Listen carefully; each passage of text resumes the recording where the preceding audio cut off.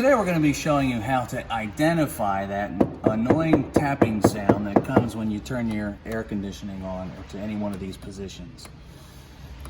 Okay, and there's two actuators that are in here, and the way to get to them is to take the glove box out, which we'll show you how to do, and you'll need a ratchet socket and extension.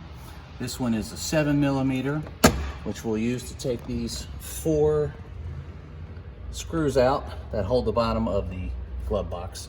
And then you'll need an 8mm to actually get to the unit and unscrew that one. But we'll show you how to diagnose which unit it is that's giving you the problem. The lower unit is very easy to undo. 2 screws are right there. The upper unit is extremely difficult for a guy with a big hand like I have to get to the second bolt.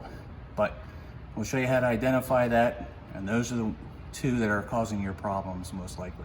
If not, there's a third one that is right behind here, and you'll have to take the dash out and possibly this panel in order to get to it. We're not going to show you that one today, but we'll show you how to diagnose that annoying tapping sound that might be coming from one of 2 actuators located behind the glove box. Take off these 4 screws. That'll allow us to get the glove box out.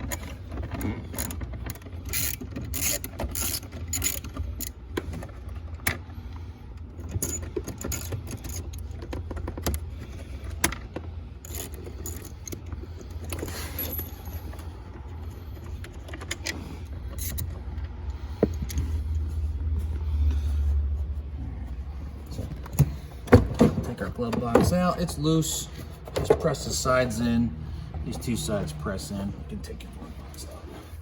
There are 2 actuators. You can see them right here very clearly.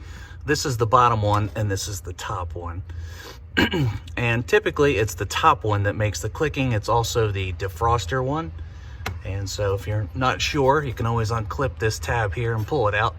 See if it's still making the clicking, or do the same thing for this one up here. That's the one we're going to be undoing right now, and that is your culprit.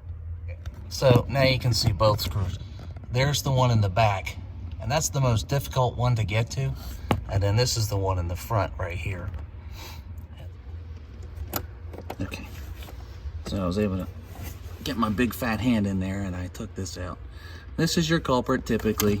Now that it's unplugged, you'll know if the knocking goes away, then you'll know it's the correct one. Now that we've identified which actuator it is, whether it's the bottom one or this top one up here, you can go out to AutoZone or Advance or wherever and buy the actuator part and undo your screws and put it in yourself. Now we're just going to button everything back up and we should be done.